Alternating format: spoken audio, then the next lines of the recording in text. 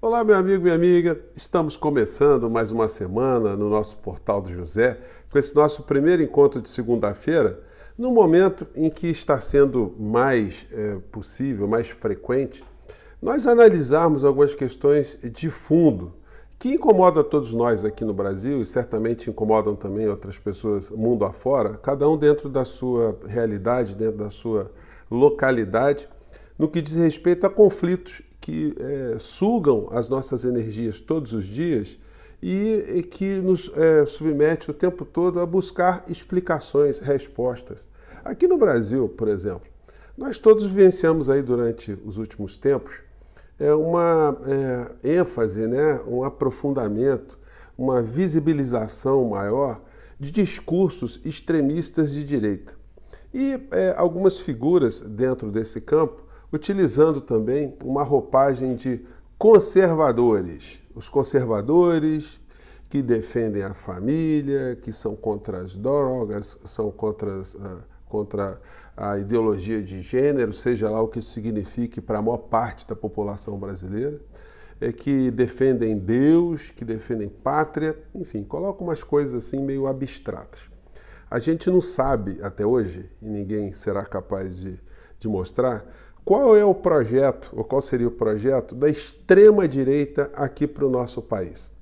Então, como eles não são capazes de mostrar algum tipo de projeto, a única missão dessa gente é contestar qualquer tipo de iniciativa de pessoas que estão no campo civilizatório, no campo progressista, pessoas que se identificam com pautas consideradas de esquerda.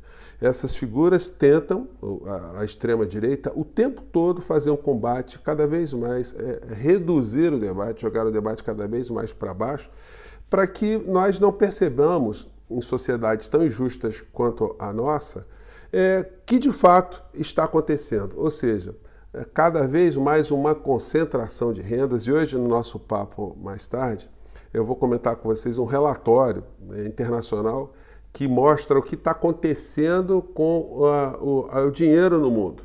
Aquilo que eu tenho dito para vocês, muitas vezes aqui no nosso portal, de que há algumas décadas uma transferência de renda das camadas mais baixas da sociedade do ponto de vista econômico, os trabalhadores, os pequenos empreendedores, os comerciantes, profissionais liberais, cada vez mais esse contingente está perdendo e cada vez mais nós estamos tendo uma transferência da energia, do dinheiro, dos recursos dessas camadas para camadas que estão no topo da pirâmide econômica. No mundo e no Brasil não é diferente. Então nós temos aqui no Brasil esses grupos que se apresentam como sendo uma coisa, mas na verdade eles estão a serviço de uma outra coisa. Eles estão a serviço do modelo que está vigente num país como o Brasil e que aprofunda cada vez mais desigualdades sociais. É muito importante a gente estar colocando essas questões de fundo porque a gente começa a entender por que essas pessoas se comportam da maneira como elas se comportam. Quem é Bolsonaro, se não um fantoche, um espantalho, um boneco do posto, uma figura oca, um vazio, mas que faz num discurso virulento uma ferramenta para distrair uma parcela grande da sociedade? E aí eu comentei com vocês ontem também como o ressentimento, né, existente em sociedades como a nossa ajuda que figuras espertalhões, oportunistas, vigaristas, como a figura do inelegível, do ex-presidente da República, consigam se apresentar para canalizar esses sentimentos. Isso está acontecendo em várias partes do mundo, já aconteceu em outros momentos. Bom, eu vou começar com vocês, trazer aqui algumas evidências de como esses grupos extremistas se conectam mundo afora e como eles têm um efeito absolutamente corrosivo na nossa vida, né? No nosso bem-estar, no nosso bem-viver. Eu vou trazer aqui situações concretas. Antes de mais nada, quero convidar você que está chegando agora ao nosso portal e não nos conhecia, para que você se inscreva aqui conosco, conheça também os nossos outros vídeos. Se você gostar, compartilhe, recomende, não esqueça de dar o seu joinha, o seu comentário, porque aqui são sempre preciosos. E se puder, se inscreva também no nosso clube de membros. Eu quero aproveitar aqui para mandar um grande abraço a várias pessoas que estão dando de presente assinaturas do nosso clube de membros para outras pessoas que frequentam o nosso chat, enfim. Isso é muito bacana, gente. Eu não tinha visto isso acontecer em outros espaços, né? E veio acontecer justamente aqui no nosso portal, o que é sinal assim de muito engajamento, muito respeito que essas pessoas têm aqui com o que eu faço com vocês todos os dias aqui e que estão a fim de ajudar que a gente chegue a mais lugares. Então, mais uma vez, muito obrigado e vamos aos temas aqui. Bom, quero começar aqui com vocês recapitulando algumas coisinhas, tá? Em primeiro lugar, tem uma questão internacional que está atingindo aqui o discurso político aqui no nosso país de uma maneira muito bandida, né? Eu mostrei para vocês aqui que existe um assessor do Netanyahu que é uma figura ligada, né? Alguém que trabalhou muito tempo com Steve Bannon. Steve Bannon, como vocês sabem, é um desses autores, né, ou atores da extrema-direita no mundo que espalha teorias conspiratórias, faz cada vez mais uma estratégia de fortalecimento desses discursos extremistas de direita que tem o mesmo propósito que tem aqui no Brasil. Situações que distraem cidadãos norte-americanos em relação aos seus principais problemas, a concentração de renda, cidadãos europeus, cidadãos do mundo inteiro. Ele só não consegue fazer muito essa estratégia em países onde as redes sociais, a serviço desse tipo de modelo, de ativismo político, não entram. E aí a gente tem uma realidade completamente diferente e esses países são também satanizados justamente por não deixarem penetrar nas suas estruturas esse tipo de pensamento, né, que não deixa de ser um pensamento extremamente venenoso e nocivo, não só à sociedade dos seus países, mas está acontecendo no mundo, né? Daí a gente vê o estrategista do Bannon sendo uma espécie de mentor intelectual do bolsonarismo, da extrema-direita aqui no nosso país, volto a dizer, a serviço desses interesses que nunca são debatidos, não são colocados. Por nenhum setor, né? Até mesmo a esquerda fica muito focada nos embates do cotidiano e a gente acaba deixando de mencionar essa questão estrutural por trás. O Bananinha publicou um tweet com o seguinte texto, né? Transformaram as vítimas de um terrorismo genocida em culpados.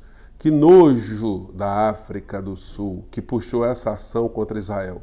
Se tivesse essa disposição para lutar contra decapitadores de bebês, certamente o mundo estaria melhor. A falta de fé em princípios faz a bússola moral do Ocidente ficar desnorteada. Força Israel.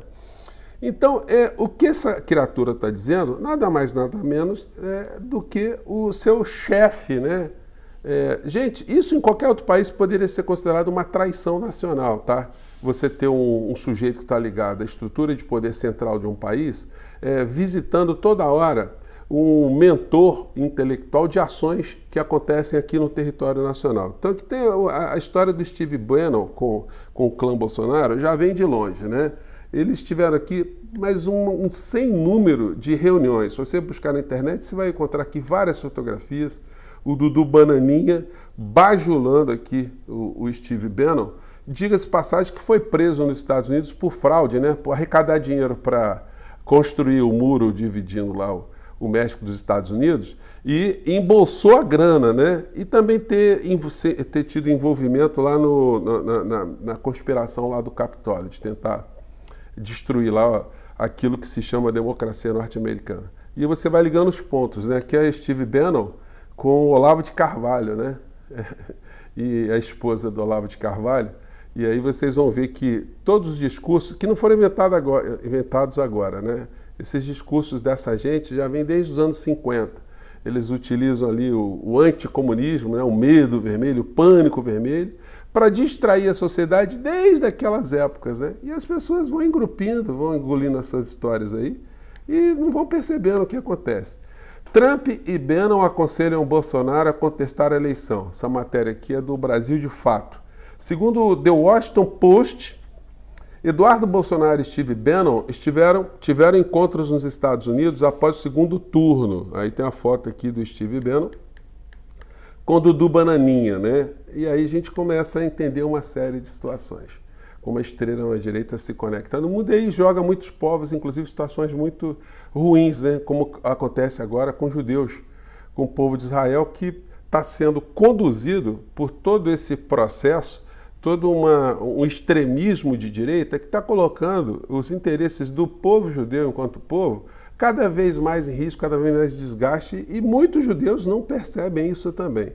A coluna da Dorit Harazin de ontem, que eu comentei com vocês, ela nos lembra aqui que já havia um pacto, né, lá atrás, né? Nem sempre Israel criticou a África do Sul. O Estado de Israel, os governantes de Israel, em determinado momento, tinham uma aliança com a África do Sul, mas com o regime do apartheid, né? Então, quando a gente vê muitas acusações, né, do Netanyahu hoje, que a África do Sul, enfim, onde estava a África do Sul, é mesmo o discurso que o Bananinha colocou no seu canal e que todos os bolsonaristas reproduzem também ad náusea, né? Então eles fazem esse tipo de discurso, mas já houve uma situação muito complicada na história, né? Ligando o Estado de Israel ao Estado da África do Sul no momento do apartheid. Os sul-africanos, eles sabem exatamente do que eles estão falando. Quando eles levantam a hipótese de genocídio cometido pelo Estado de Israel contra a Palestina, eles enxergam exatamente muitas coisas que aconteceram com eles, independente das várias classes sociais existentes hoje na África do Sul, mas todo mundo sabe o que foi apartheid, quais eram os métodos e as consequências para o povo sul-africano, o povo negro sul-africano. E hoje tem uma coluna muito interessante do Reinaldo Azevedo, nessa segunda-feira, com o seguinte título: Petição Real. Não há fake da África do Sul contra Israel. O Brasil acertou? E é o seguinte, o artigo do Reinaldo Azevedo é muito interessante, é brilhante. E nessa foto aqui, né, ele coloca a seguinte legenda: região de Al-Zahara, no centro de Gaza, destruída pelos ataques. Para o ministro do Patrimônio de Israel, Amichai Eliyahu, está mais bonito do que nunca. Tudo explodido ou derrubado. Simplesmente um prazer para os olhos. E aí o Reinaldo Azevedo, ele fez um negócio que eu não fiz. Ele leu a petição da África do Sul e ele mostra que a África do Sul elencou todos os argumentos que mostram que, do ponto de vista da legislação internacional, Israel está cometendo um genocídio. O genocídio tem que ser parado já. E ele mostra aqui que, ao contrário do que dizem os extremistas de direita, a África do Sul condenou sim, e condena, inclusive nessa petição, o que foi feito lá pelos extremistas que invadiram Israel e praticaram as atrocidades que praticaram. As atrocidades foram condenadas, mas aqui eles elencam todos os atos, e o Reinaldo Azevedo pega a declaração aqui de pelo menos 8 ou 9 altos dirigentes do governo de Israel, que tem declarações racistas, declarações de extermínio, declarações voltadas mesmo a justificar um genocídio. E aí, no final, eu acho que o Reinaldo Azevedo foi super incoerente, ele deu uma derrapada, porque ele responde aqui uma pergunta se o Brasil acertou em dar apoio à África do Sul. E ele diz que não, porque o Brasil sempre se manteve numa posição de neutralidade, enfim, isso aí não ajuda o Brasil a ser mediador de paz. Só que tem uma coisa, Reinaldo, o Brasil foi autor de uma resolução que foi votada por 14 países que pediu cessar-fogo, reconhecia que houve uma agressão inicial dos grupos extremistas dentro da Palestina, e essa resolução foi vetada pelos Estados Unidos. O Brasil procurou mediar o tempo todo. O Brasil tem feito ações no sentido de mediar o tempo todo e essas ações não têm sido correspondidas pelo direito internacional, pelas potências do mundo. Então, o que restou ao Brasil agora? Questionar junto com a África do Sul o que está acontecendo ali. O que o Brasil quer é paz. O que nós queremos é que se cesse todas as mortes de pessoas inocentes, que a pretexto do Estado de Israel, né, devem ser mortas porque é um mal colateral. Então, uma pergunta que o Reinaldo Azevedo coloca na coluna dele, então é o seguinte: se o Hamas existe, se o Hamas fez alguma atrocidade, então tudo será permitido a Israel? qualquer coisa será permitida a Israel, sem nenhum tipo de sanção? Pois bem, eu deixo essas questões aí para a sua reflexão no dia de hoje. Lembrando mais uma vez, está tudo conectado. E tem uma coisa também, né? Existe um interesse econômico também ali por trás, né? Que muitas pessoas não falam de jeito nenhum. Quem ficará com petróleo, com gás na bacia de Gaza depois que tudo terminar? Numa declaração de um desses dirigentes israelenses, a faixa de Gaza vai ser toda colonizada por judeus depois que tudo acabar. E mesmo o Netanyahu hoje não é capaz de dizer o que eles de fato pretendem depois que acabar tudo isso, né? E acabar do jeito que nós estamos vendo, né? Com praticamente a aniquilação de qualquer pessoa ali que seja ligada à Palestina, né? É o que está acontecendo. Gente, mande seu comentário para cá. Um grande abraço. Mais tarde a gente volta, que tem muita coisa que eu quero comentar aqui com vocês, tá bom? Tchau!